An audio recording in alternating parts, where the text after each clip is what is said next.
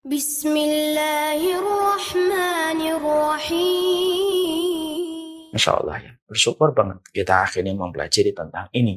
Supaya kita mengkoreksi dan mengevaluasi hal-hal yang terkadang membuat kita merasa ujub ketika kita bangga terhadap apa yang kita peroleh dan apapun yang kita kerjakan.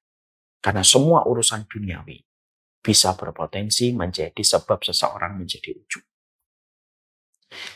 Ada yang kedua, ujub dalam perkara ukhrawi. Ini lebih parah lagi. Ya. Yang kedua yaitu ujub dalam perkara ukhrawi. Yaitu apa biasanya? Yaitu adalah ujub terhadap keturunan ketika dia merasa keturunan ustadz, keturunan kiai, dia merasa keturunan nabi, siapapun ini. Mau keturunan presiden atau keturunan apapun. Lalu dia merasa bahwasanya nasab itu bisa menjadikan dia merasa lebih tinggi daripada manusia. Ini termasuk salah satu di antara ujub terhadap perkara ukhrawi. Ya, terutama kepada mereka yang merasa dia keturunan kiai, dia merasa keturunan ustadz, dia merasa keturunan seorang ulama. Lalu akhirnya perasaan itu menjadikan dia kagum terhadap dirinya sendiri. Padahal Rasulullah SAW mengatakan la yusri amaluhu nasubuhu. Nasab itu tidak pernah mengungguli amal. Nasab itu tidak pernah mengungguli amal karena semua itu tergantung amal manusia. Tapi termasuk di antara perkara ukhrawi yang bisa menjadikan manusia atau menjadi ujub itu apa? Kalau dia merasa keturunan orang mulia. Lalu merasa dengan keturunan orang mulia menjadikan dirinya secara otomatis mulia. Kemuliaan itu bukan berdasarkan keturunan. Tapi kemuliaan itu berdasarkan pada amal soleh yang dilakukan. Memang keturunan orang yang mulia itu, orang yang soleh itu keberuntungan.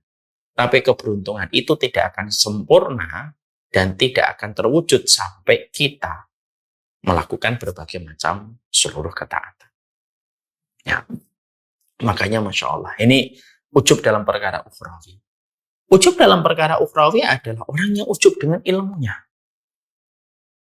Lalu dia merasa bangga dengan ilmunya, lalu dia merasa tinggi dengan ilmunya, dengan apa yang telah dia pelajari. Sehingga akhirnya ketika dia memiliki ilmu, maka dia merasa tinggi dengan ilmunya. Lalu merasa terhipnotis dengan apa yang telah dia pelajari ketika melalang buana kemanapun ketika dia mencari ilmu. Lalu begitu gampang bagi dia untuk merasa tinggi dengan apa yang telah dia pelajari dan apa yang telah dia dapat. Ini termasuk salah satu ujub, yaitu ujub terhadap masalah ilmu.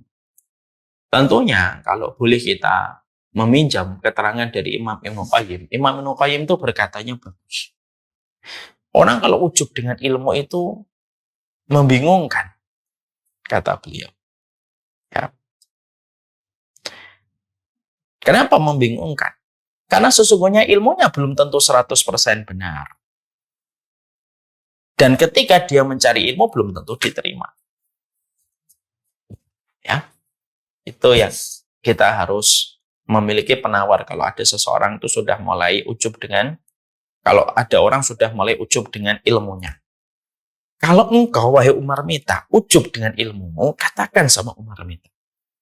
Belum tentu semua ilmu yang kamu pelajari itu benar 100%. Wal haq indallah. Kebenaran itu hanyalah miliknya Allah. Dan kita memang berusaha untuk mencari mana yang paling kuat. Maka sesungguhnya ilmu kita belum tentu 100% benar. Ini yang pertama. Yang kedua, kalau kita merasa ujub dengan diri kita sendiri, maka yang kedua, ujub dengan diri kita sendiri, dengan ilmu yang kita dapatkan. Yang kedua, belum tentu perjalanan kita nyari ilmu itu diterima sama Allah. Kita juga kita ini masih waspada terhadap niat kita ketika belajar ilmu. Karena orang yang masuk neraka adalah orang yang belajar ilmu, tetapi mereka niatnya bukan karena Allah. Dan mereka masuk neraka pertama kali. Tapi ada orang yang ujub dengan ilmu. Ada ujub karena kajiannya merasa dia lebih sunnah daripada kajian yang satu. Lalu dia tidak sadar kalau itu sudah membentuk ujub. Ketika kajian ini bisa mendapatkan ustadz besar, lalu yang di sini tidak bisa. Lalu dia merasa ujub dengan majelis ilmunya karena bisa mendapatkan jadwalnya seorang ustadz besar. Itu pun bisa masuk pada kategori ujub. Ketika orang merasakan bahwasanya dia merasa kagum dengan apa yang dicapai. Ketika dia merasa bahwa saya majelis ilmunya itu yang sungguh-sungguh, majelis ilmu yang itu hanya ketawa-ketawa, nyari lucu, dan kita suka merendahkan gitu. Apa sih majelis ilmu? Gak jelas. Ketawa-ketawa aja gitu. Kalau kita mengomentari itu dengan niat untuk merendahkan, maaf ya saya sampaikan, tidak semuanya di dalam mencari ilmu itu frekuensinya harus sama dengan kita. Bisa jadi ada orang yang tertawa dalam majelis ilmu karena masalahnya berat, tapi ketika dia pulang, dia betul-betul mengamalkan ilmunya. Tapi bisa jadi ada majelis ilmu yang tampaknya serius, dia belajar, tapi ketika dia pulang belum tentu dia bisa mengamalkan ilmunya walaupun dia serius ketika dia belajar ilmu. Ya, maka disitulah kita akhirnya mendapati ilmu itu salah satu di antara perkara yang bisa menjadi celah seseorang itu untuk menjadi ujub. Ya, dengan apa yang didapatkan, lalu bisa menjadi kiber kalau dia sudah merendahkan orang lain yang dia rasa ilmunya tidak sebanding dengan ilmu yang dia miliki. Itu ujub dalam perkara ukhrawi. Ya.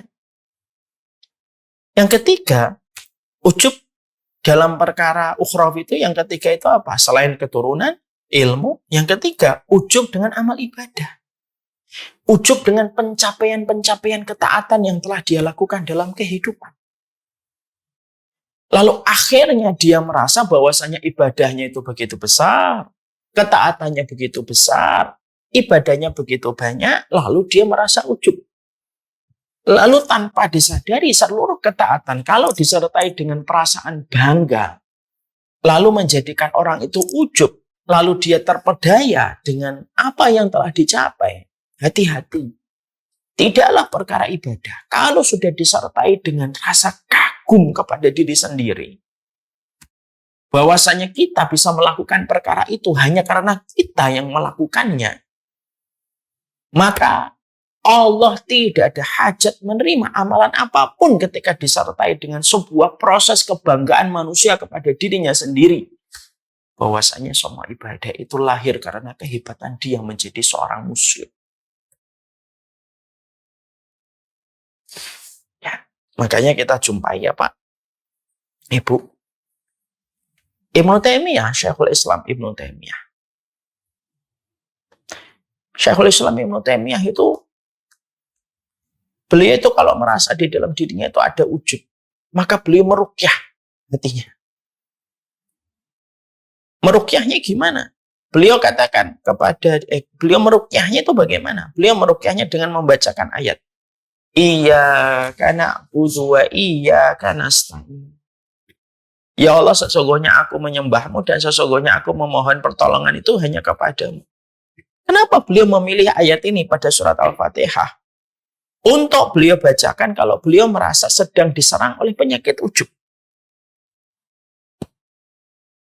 Karena ayat ini memberitahu kepada manusia dan menelanjangi kesombongan manusia. Lu ibadah kamu itu bukan karena kamu yang mampu dan hebat, tapi karena Allah yang hebat memberikan pertolongan kepada dirimu.